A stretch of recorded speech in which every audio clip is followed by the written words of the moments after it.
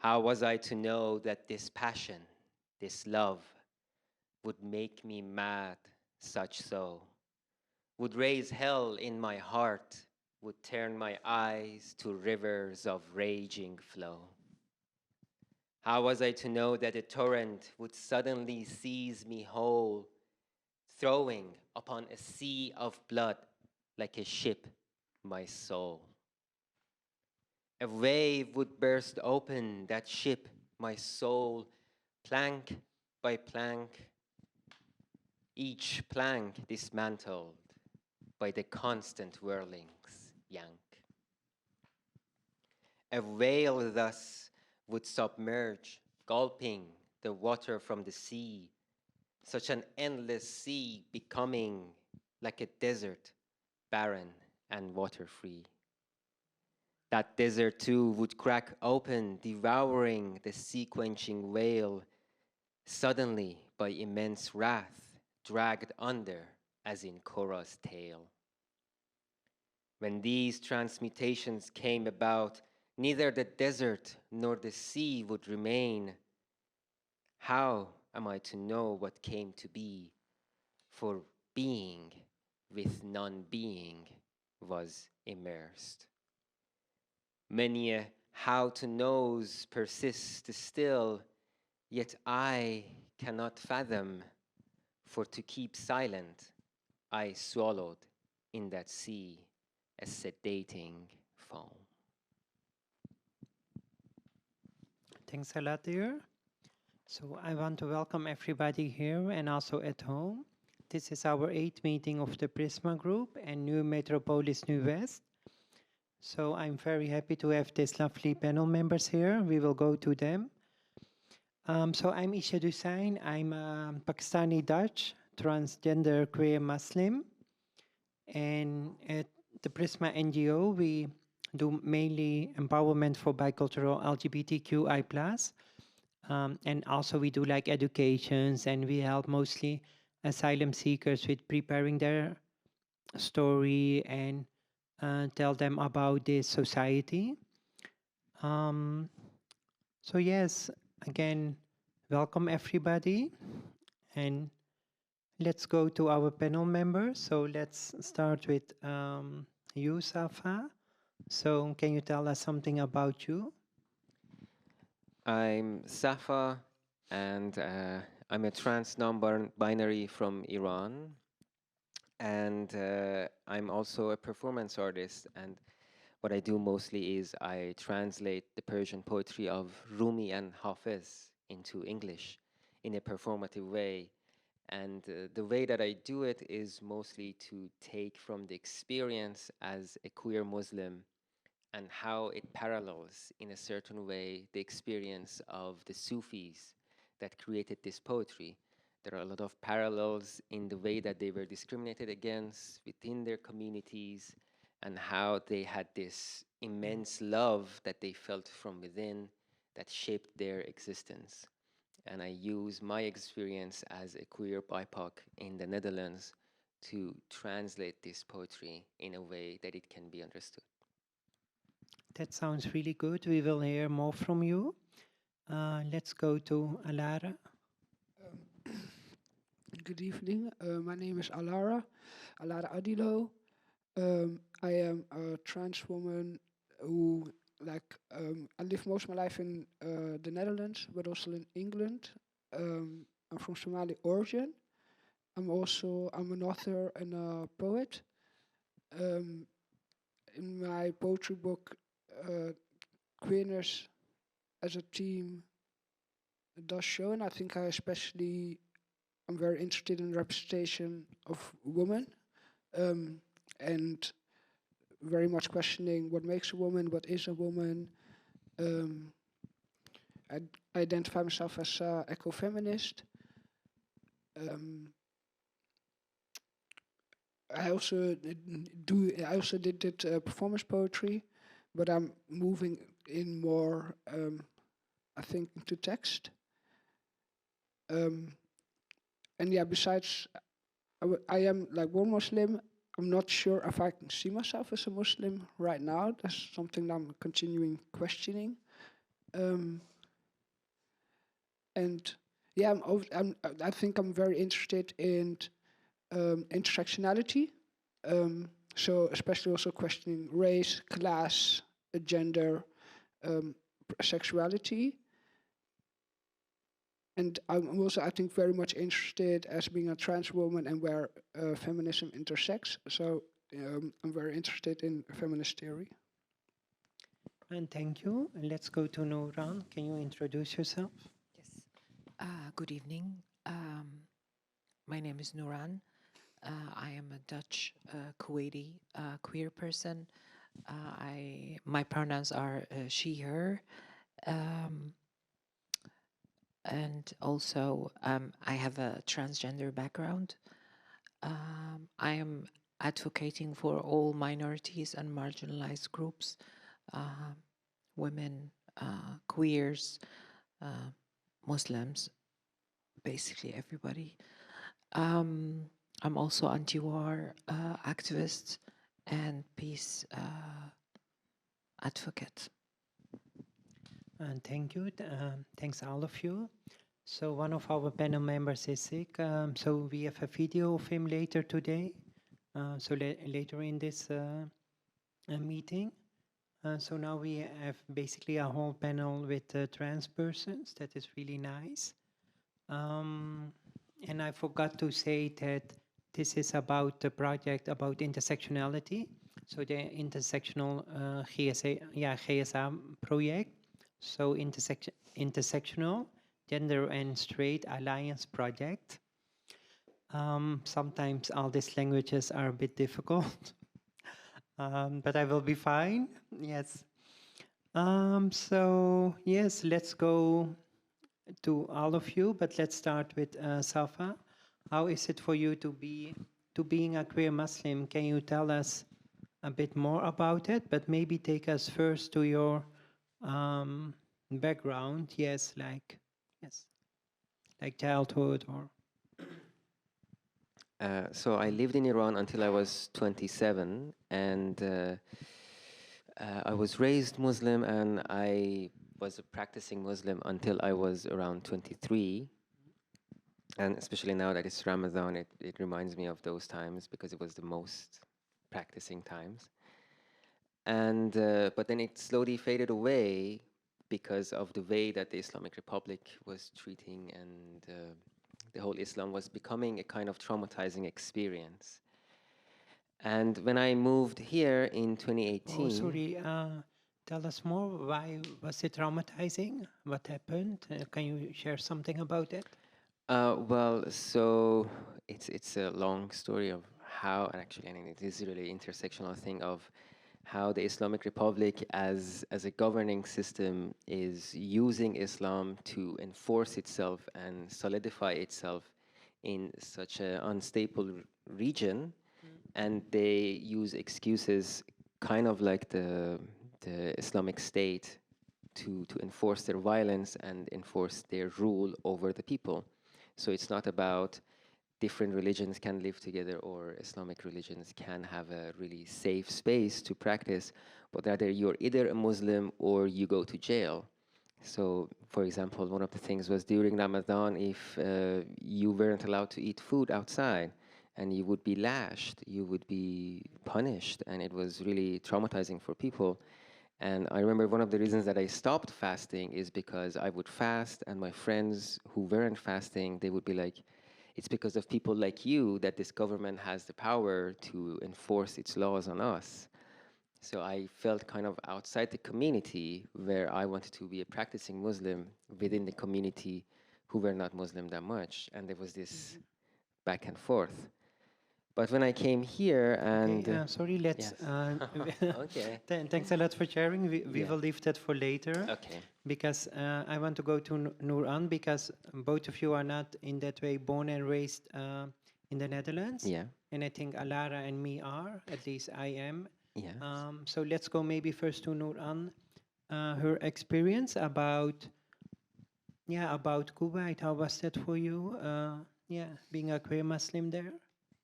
Yeah. So I also stopped practicing, but I'm open to I still have, um, like, I was born as a Muslim, of course, and I have this as part of my identity, even though I'm not practicing anymore. I think I have part of what I've learned, like the ethics and the specific things I took with me along the way still. Yeah, my experience in Kuwait, I was strictly a religious person. Not I, not too radical, but just I was practicing every single aspect of religion. I was praying, like doing the 5 prayers 5 times a day, and I don't miss one. And for me, it was more of being good.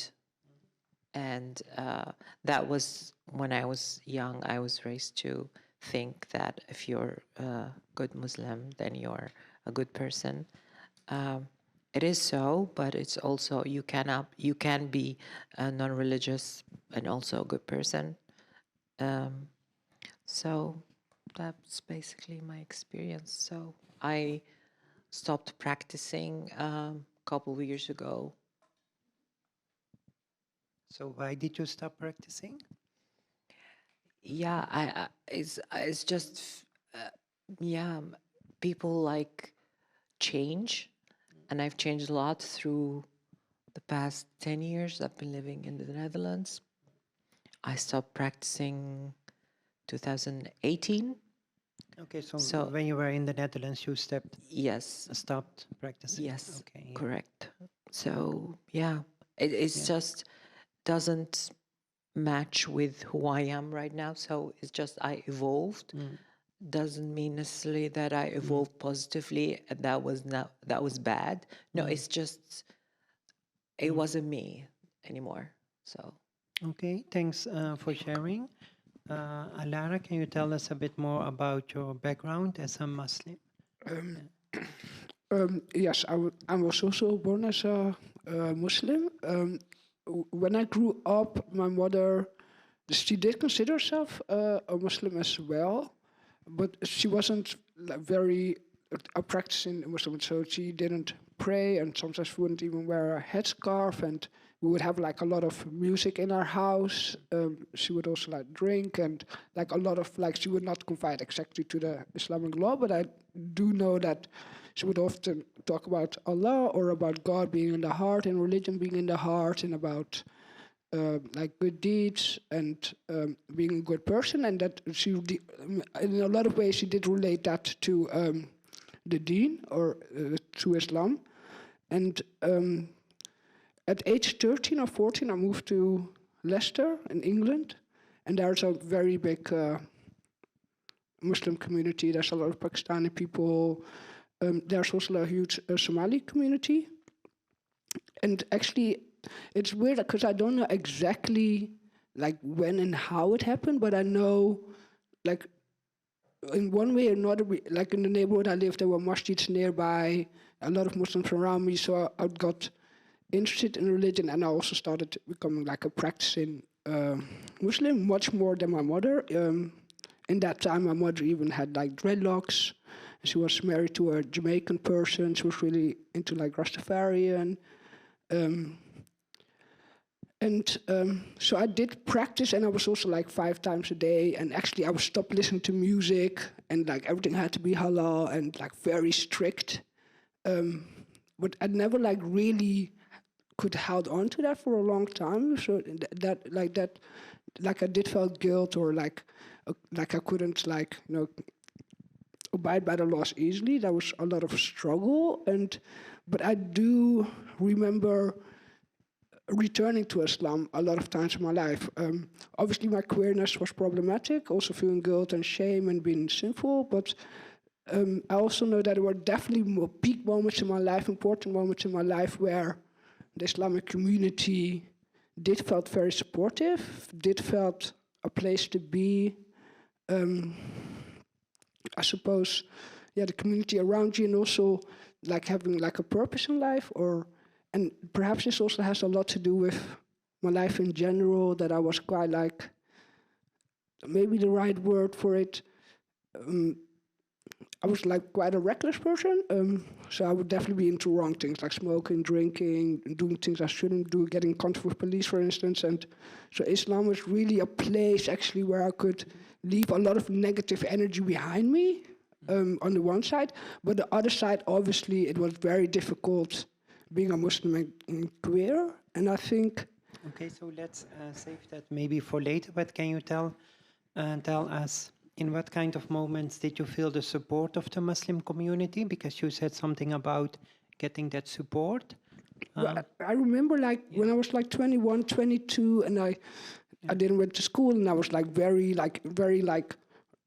okay, lower class, but I was really like poor, and I didn't have nothing in my life. I was actually like almost homeless. I would go to my mother to be able to have a place to stay, and I was really like, I ruined my life, and I had nothing in my life. And the neighborhood I lived in, there would be like Muslims who went to prayer, and they would knock on the doors to call people to come pray. And then you could also like go to tabligh. That's when you stay a couple. So actually they call you to deen, and they just tell you about religion. They're like, everything, all you need is like Allah, and that nothing else matters. And so I think in the perspective of like maybe like we're self-worth, and also having people around me that did care about me, and it wasn't for any like feeling very lonely and alone, like, and it was like, okay, but like life could be good. Life's like, you don't need anything else like to be like a dedicated Muslim. And I suppose it's problematic with Islam because it has got like very beautiful values, like a lot of goodness and moral values. But thanks. Yeah, you were saying a lot. No, it's fine. That's why we have time. So we still have a lot of time for the three of you. Something? Yes, but first I have another question before I forgot. Before I forget, because yes, you are Somalian, I'm Pakistani, and yes, you said like a lot of Pakistanis are there, but I also know a lot of Pakistanis and Somali people went to England. But can you tell us why did your mother went to England? Yeah. What happened? It's actually a very funny story. Like with my mother, obviously Somalia was like a civil war, and I was born in Kenya. Yeah. So, and my mother was also born in Kenya, and then later we moved to Holland, and then, so actually, like my mother was like Somali, but when we went to England, I understood how strange my mother was in the sense like I seen other Somali people, and they were very traditional. They would definitely wear a headscarf. I know a friend of mine who was a Somali person who said, "Oh, your mother's not Somali; she's African." Because she would wear my African dresses, and she wouldn't be like Somali. And we went to England actually because my mother met somebody. She fell in love with someone, and she also felt that there was a lot of racism here in the Netherlands. And actually, a lot of Somali people, like in the 90s, beginning 2000s, a lot of Somali people left Holland. And some people said it was because of work. There was more work there. Social institutions were better in England, like housing and those kind of projects. So there were multiple reasons. Okay, thanks for sharing. Yeah, I heard also that kind of stories also from the Pakistani community that, of course, it's also about the language, but that is basically a bit easier in England. So, yeah, so I know like this whole totally big families went to England, also part of my family. Thanks for sharing. Yes, and you wanted to ask something or to contribute? Yeah. Yes, I just want to say that religion or Islam is not just a doctrine or a book and regulations. It's more of it's a culture. It's an idea. It's people coming together, like in Ramadan, for example. It's not just about religion event or religious event. It's more about cooking together, coming together, eating together, talking. It's more of a spiritual, cultural, and all of the aspects of like what makes person who they are. So Yeah, I just want to clarify that. Yeah, thank you. Yes, some persons indeed, a lot of persons make this onderscheid. So this difference between cultural Muslims, political Muslims, and religious Muslims. So yeah, so thanks a lot. And we will also speak about that because it's also interesting how you see yourself in your identities. Now we will go to our friend and panel member Tarim. So he's sick at home, but at least he made this video. So let's watch this video.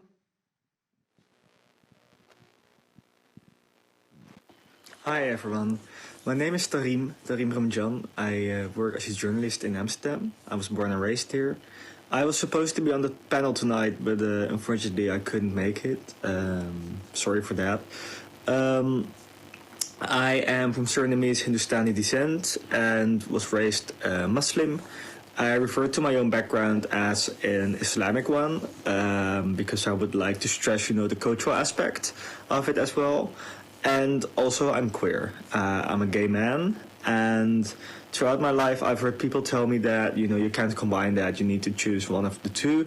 You either need to liberate yourself from your backward culture and religion, so you can live your life really in a sexual romantic way, or you need to go all in the Islamic world and heritage, but that means you cannot express your sexuality and your romantic preferences. And to me that always felt, I felt torn, and it also I felt this tension about that, and I didn't agree. I was also lucky and privileged to be raised in a family that, in which I could talk about this. I've had a very supportive mother and brother. My father's not around anymore, unfortunately. But then in the end, I wanted to get this message out because I figured, okay, I cannot be the only one in this country or in the world trying to combine these identities. And I do recognize it's difficult for many people, and I do recognize in many cultures, I don't even feel like it's the religion only per se, but in many cultures, there is a really strict norm on how communities should look like and how people should look like. But then I basically wrote an article for the Correspondent in end of 2020, in which it was an essay basically, in which I tried to put forward that I feel like you should be able to combine these identities. Another big inspiration for me was the Imam Ludovic Zahed in Paris, who is also one of the few, trying to get out this message. And I'm currently writing a book myself on this, amongst others, on this topic. And so this month is always an inspiring one for me. Again, I'm not sure how I feel like the pure religious aspect. That's something I want to find out later in my life. But the culture surrounding Ramadan is very rich, and I try to go by family a lot in this month to see how they, how they perceive it, how they experience it. And one example that I, really take courage out is that basically one of my aunts passed away 2 months ago, a sister from my mother. And so my mother was super sad about that, of course. It was her first, brother or sister, her first sibling to go. And what I realized is that over Ramadan, this month gave her the strength and courage to kind of cope a bit more with that loss, is what she told me. And I'm really impressed that our cultural and religious practices can, deliver such effects to people. So that's why I feel it's important to also cherish that as a queer person. Only if you want to, of course. I recognize that everyone's experience can be different. I hope you have a great, inspiring night tonight. I hope you're enjoying iftar, and I will be at the next event, hopefully back in the panel. Bye bye. Thanks, Tarim. So he will be soon back, also maybe in a panel. So do you want to react on this video? who wants? Yeah. Yeah, I just identify myself with just exactly what Tarim said. In It's just- what way? It's just it's part. I left. I'm not practicing. I'm kind of that part. I left that part of religion behind, but I'm still. It's part of my identity, as I mentioned, and I think I still have it in me that, and I'm proud to have this. To be Muslim or have Islam as my background. Thank you. Lara? Yeah, I'm also like, at least I'm very grateful and thankful. Like everything that I learned from Islam and all the experiences I had from it, and all the people around me and the people that I keep me in. And I think it was such a strong point that he made about it, about not choosing one or the other. So I definitely agree with that, and just delving into like what are the best way to put this forward. I suppose for me, there is like the complexity about like how it fits within like a larger community, because I also feel like sometimes that could cause friction with one Muslim or another, or non-queer Muslim perhaps. So I suppose perhaps that's also like an interesting facet about it. Yeah, maybe I'll just be short and you can go. Yes. Yeah, I just wanted to say something about when you look at the history of Islam and how it went into different cultures and how it evolved and how it's still evolving and people are having different nuanced understandings of it.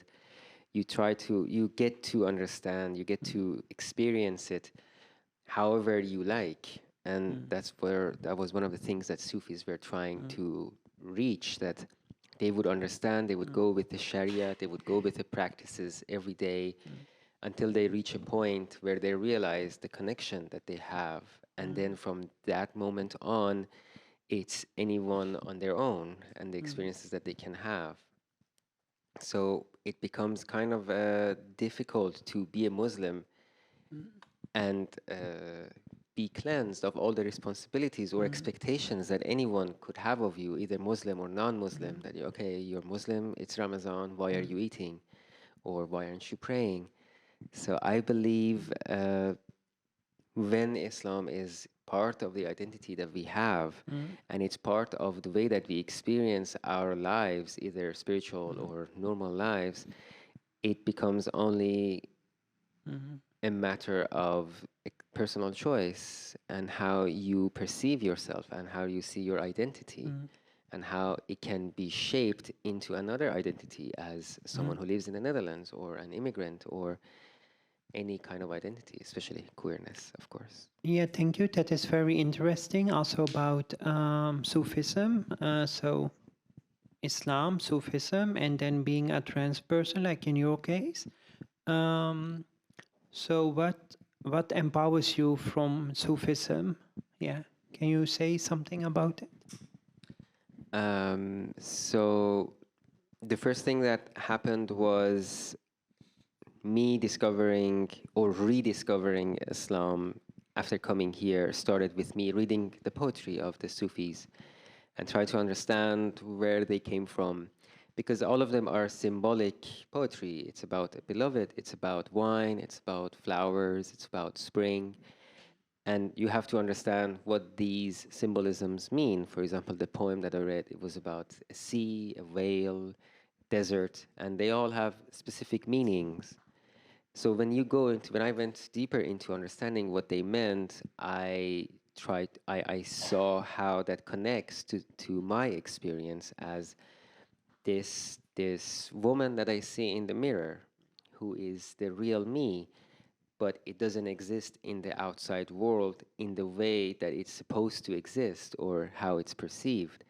So the more I would read the poetry, the more I could see myself as this worshiper of this figure, and the way that I would worship was to present it, to bring it out to the world, to ask people, to tell people that I am trans, that I am this way, and this is my God. And this is what the Sufis were trying to do. And the thing that I find really close in the parallelism is the fact of one of the most famous Sufis, who was Mansour Hallaj, who was murdered. He was the first martyr of the Sufis. He was killed by the Muslim community because he uttered the words "Ana al-Haq," which means "I am the truth" or "I am God." And he uttered that because he reached that state where he was told, basically through that practice, that you have to show that we are all one with the universe. And I find that notion of saying an al-haq as a queer person who says, I am telling the truth, this is my truth, this is who I love, this is how I perceive my reality. And the parallelisms between this notion brings this idea for me that the true understanding of each person should be accepted and should be respected more so. And that is the way that we can create a community. That is the way that communities can be bonded together instead of separating us and saying, no, this is only one doctrine and that's the only way that things can go. And thanks a lot. How is it for you, Alara? Like, are you a bit in the queer Muslim community, or are you more in the, what does community mean for you, and how do you relate to these things Safa told us? Thank you for sharing that. I think that was such a beautiful idea. And to be honest, like, I suppose I never thought about my queerness in such a way, because my queerness is always so problematic in so many different ways. And it always seemed like in the material world, it was very hard to overcome, like bodily and psychologically. And I suppose, like a very long time, I had to deal with like a belief system coming perhaps not per se only from Islam, but I think Christianity overlaps it in many ways. And I think I also for a very long time I explained my own gender dysphoria or my queerness in a very like negative way, actually. And it took me a very long time to see it as something positive and something beautiful and something to embrace. And I am at a point now that I do embrace it, and I think I'm slowly, perhaps like in the last year, also getting in contact more with other queer persons, maybe from Somali descendants or Islam. And I do know, like, I always like go reaching back like to Islam and to Allah, and to be like, and to have like this conversation about, will I really not be accepted, you know, like as a good being because of my queerness?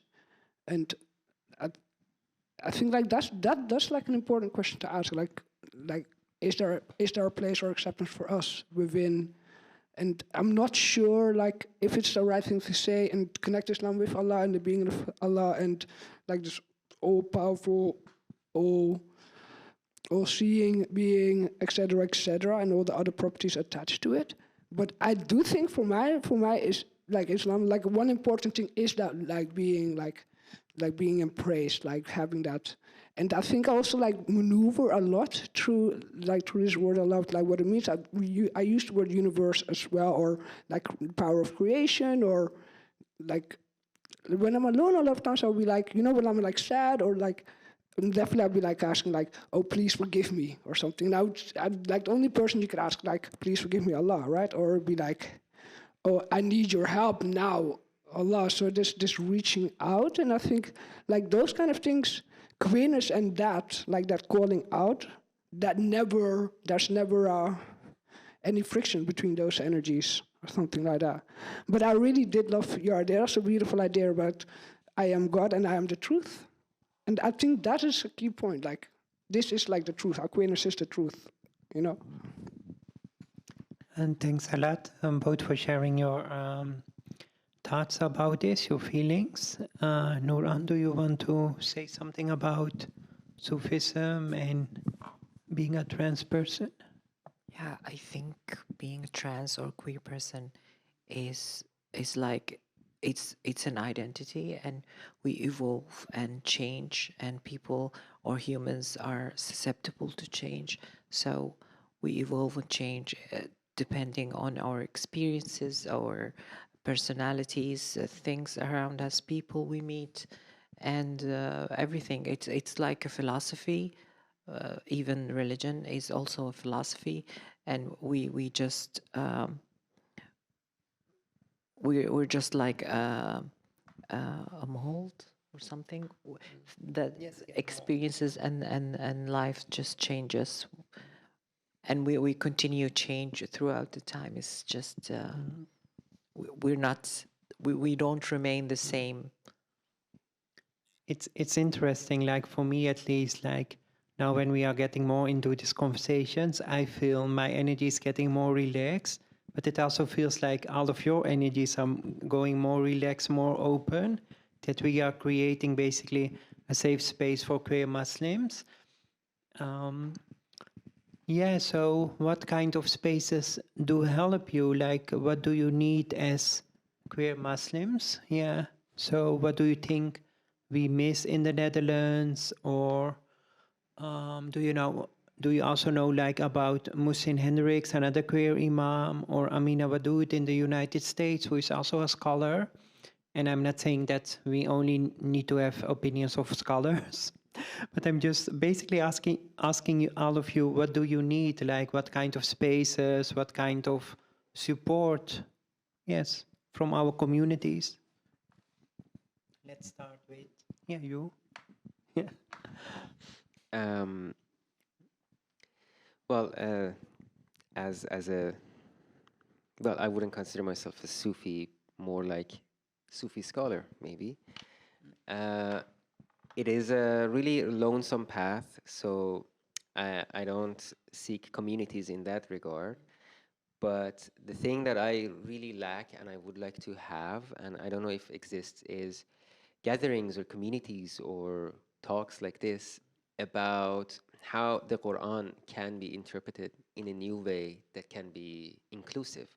There are things like this happening with the people that you just mentioned, but having gatherings and people coming and sharing and, for example, reading a certain surah or looking at a certain practice and see why there is this distinction between man and woman in this way in the Quran, and try to understand if this is noting into something else that we can look into and understand it in a Yes. different way. So I have something good for you. Maybe you can attend it next year or even this year.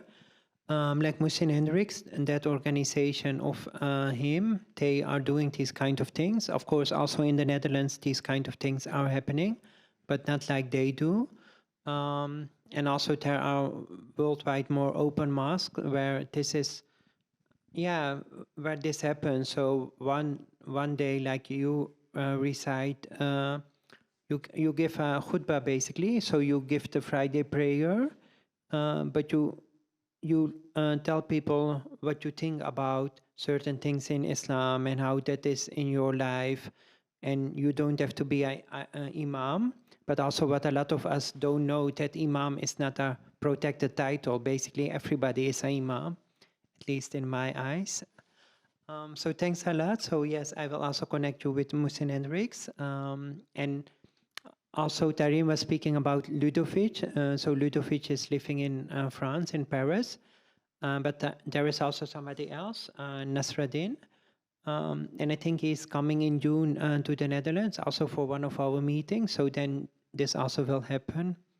And Nice.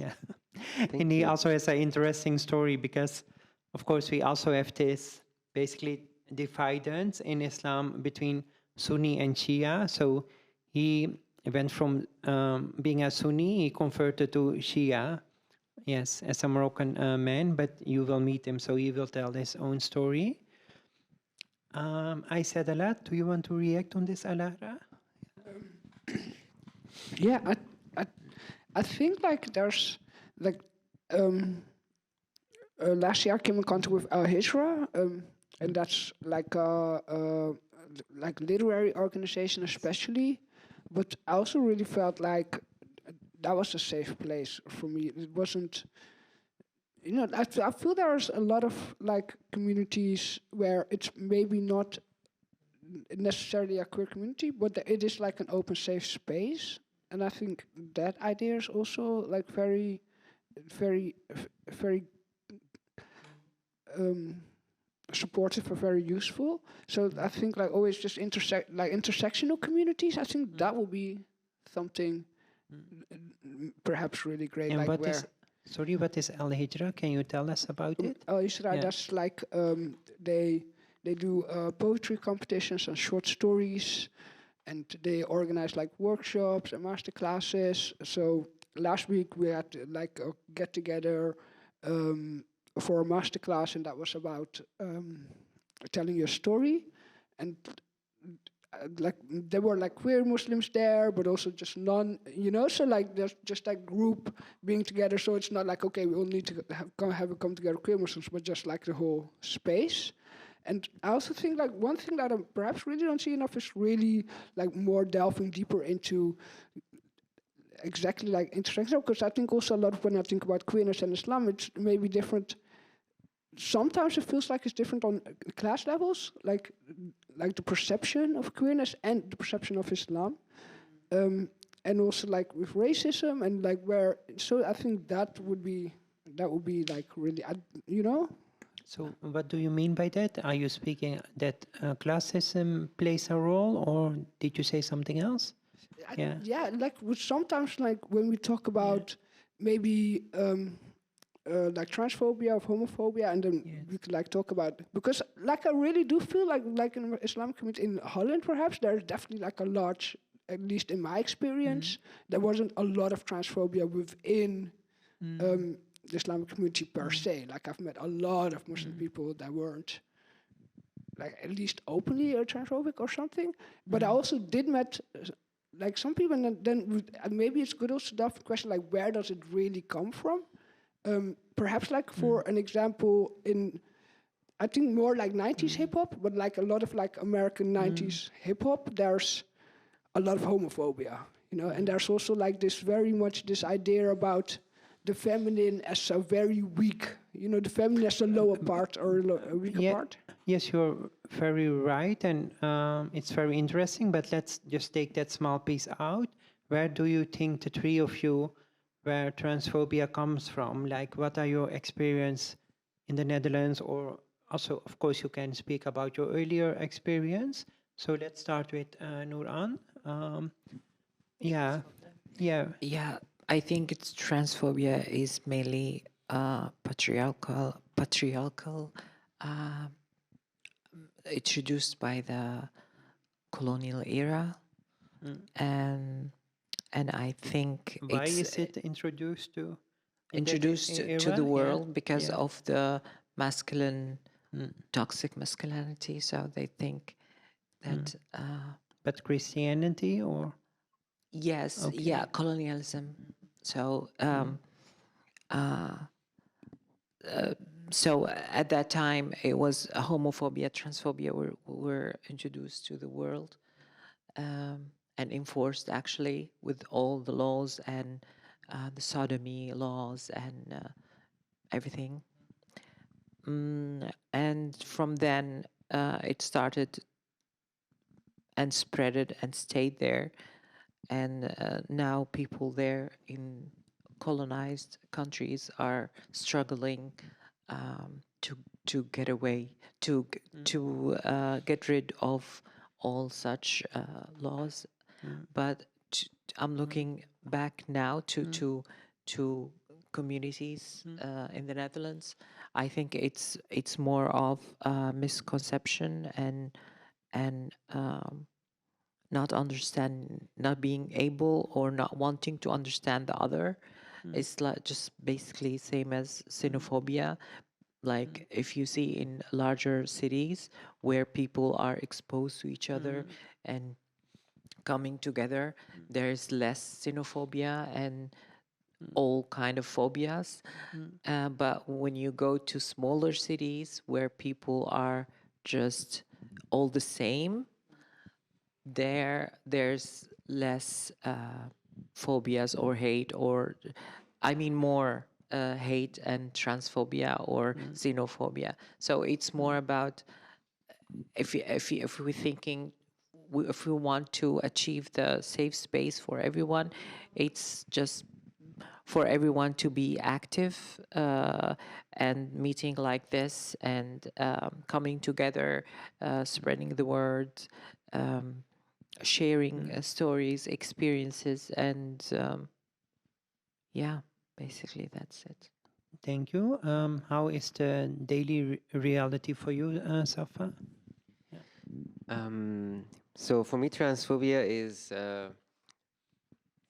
it's a really broad concept. It's a huge, huge array of feelings and emotions that arises in someone that we call all of them under transphobia. And it's because, well, I kind of have this practice of reading people based on their reactions, and I can sense what kind of transphobia someone has. It's quite subtle, but it's fun activity for me as well to So go tell us, over what this. is the most common reaction you get? Yeah. Since Netherlands is really a safe place, so the way of the transphobia that you were talking about the other being the other, and that person is different from me, so they have to be not okay, like they have to be away. That doesn't exist so much in Netherlands because the culture has been created in a way that you keep those feelings back. So they're kind of trained to not be confronting with the feelings that they have. But the thing that I do sense is this, I call it a kind of a envy transphobia, where they also want to be free, they want to be expressive, they want to wear more colorful ties, for example, or shorter skirts, but because their family, because the community stops them, they also stop themselves. And when they see someone who is free and who's really enjoying the way that they are, they get angry. And that is a really tricky kind of But transphobia.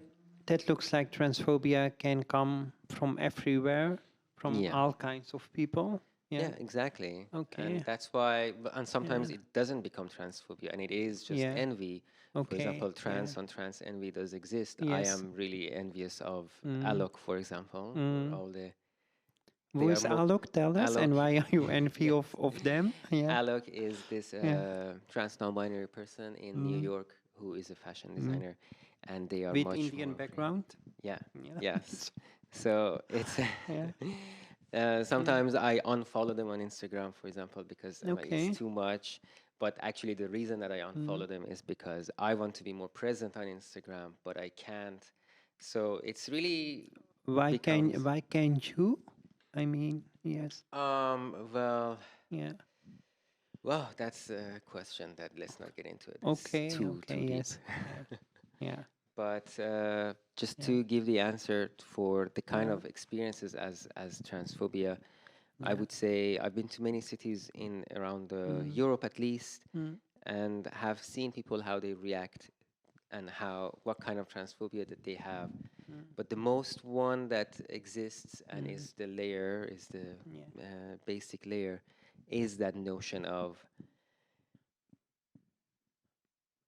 the other, Yes. that they want to enforce their otherness onto us. They are Okay. taking our space. They are becoming more and more and more and more, and we Okay. don't want Yes. to have them as more as they are, which is kind of Okay. scary, but Yeah. also I don't know. it. Oh, sorry. I don't know if everybody is familiar with the term othering. Can you tell us what does it mean? And It's a notion that you have a certain. It's kind of really close to conservatism, where you have this tradition. You have attached your identity into something, and then when you see other people having a life that has got nothing to do with that reality or that value system, you start to doubt your identity, and this shake feels like as if someone is cutting off your arm. So you have to attack them and be like, no, don't. You shouldn't wear makeup. This is the most horrible thing ever because it would destroy my own concept of reality. And this othering can also be immigrants about the jobs and everything. So they're all really connected in a ball that exists. And that's why I think queerness and being a Muslim in Netherlands or Europe in general are really connected, and intersectionality is a way to tackle that. Thank you. I have one other maybe difficult question for you. Would you like to, or do you already have, or would you like to have the passing privilege? Yeah. I'm not sure because, well, as a trans non-binary, I don't want to pass. Yeah. But I do have this. I think this is the answer to your question. When Yeah. I feel not safe, or I'm going to a Yes. place where I might be threatened, Yeah. I go less feminine. Yeah. So I do want to go more to androgynous Yeah. or male even at certain points. Yeah, and to share one of my own feelings, like I also recognize it. Also, yeah, I mean, for me, it was really about my facial hair. I think also we had this conversation that, especially in public transport before Corona, so when I didn't do the laser, I get a lot of negative reactions. But then now, still, like, even I don't open my beautiful hair outside because I'm thinking I need to hide certain femininity. And I think I'm hiding that because I feel unsafe, especially by men. But I'm not saying females are totally safe. Basically, I'm totally not saying that. So yeah, how is that for you? Like, maybe let's go to Alara and then to Nuran. How is it for you, like, the passing privilege and being safe in this country? Yeah. And passion is such an interesting Yeah. subject, and like I think one thing that really did impact me when I was part of a residency from queer Arnhem, and I really saw had a lot of discussions with other trans non-binary and trans women and trans males, and actually it was also like one person who would also have like more facial hair, and he would or he them he would he them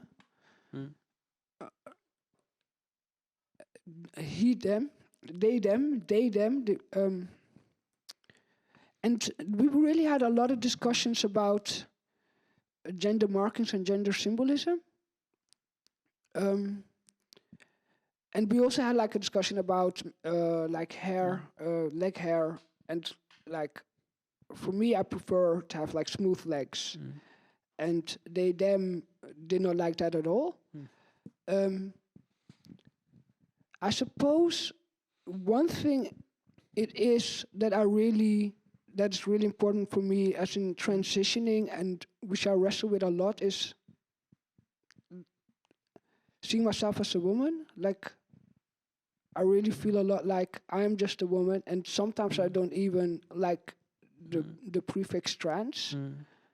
And in that way, it's very confrontational in a lot of ways. Whenever you're not seen as a woman, where you don't feel as a woman, or when you like have this body, and it's confrontation in such a such a severe way.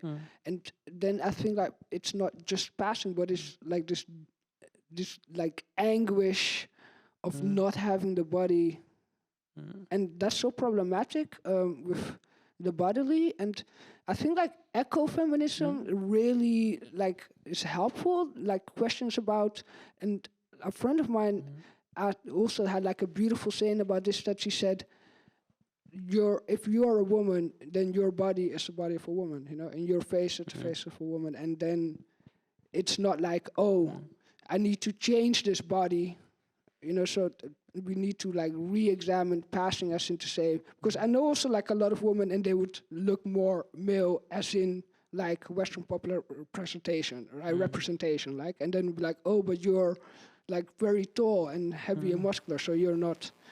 And then people will call her, you're like a man. Wasi's like a woman. You know what I mean? So there's a lot of different body types that would even not fall under the standard woman. And like when you was talking about passing as what if, and I think like the concept about beauty and acceptance, attraction, I think those are really things like, okay, you know, like you would be treated different as a kind of woman with a certain thing. So Yeah.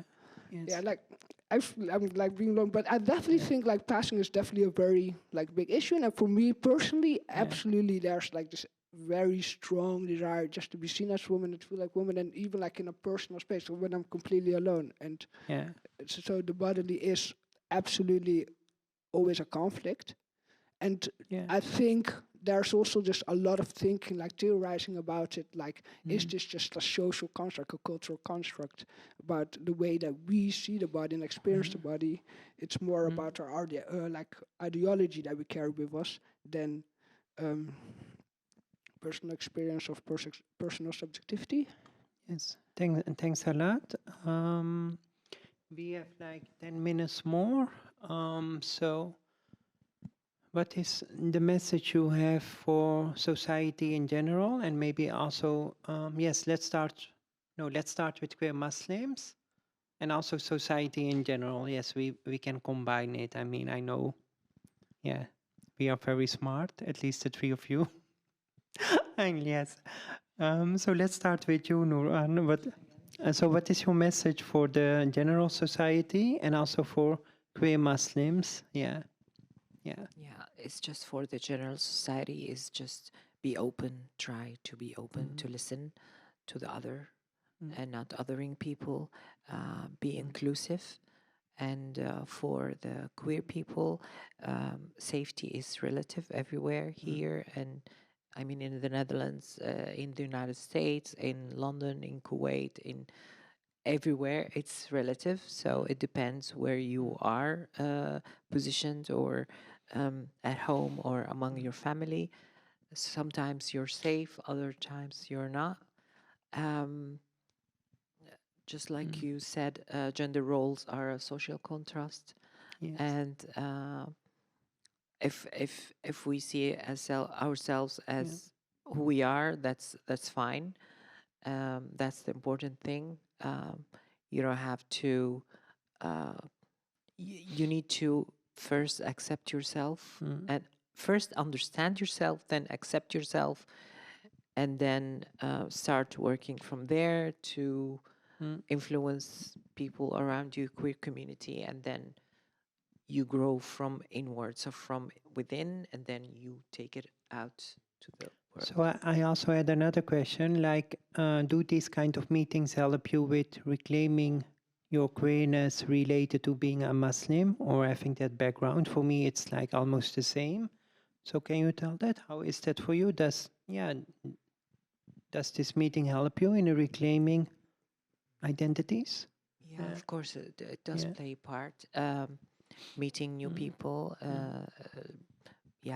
sharing experience and listening to other stories, other people's stories, it helps a lot, I think. Yeah. Thank you. Same questions for you.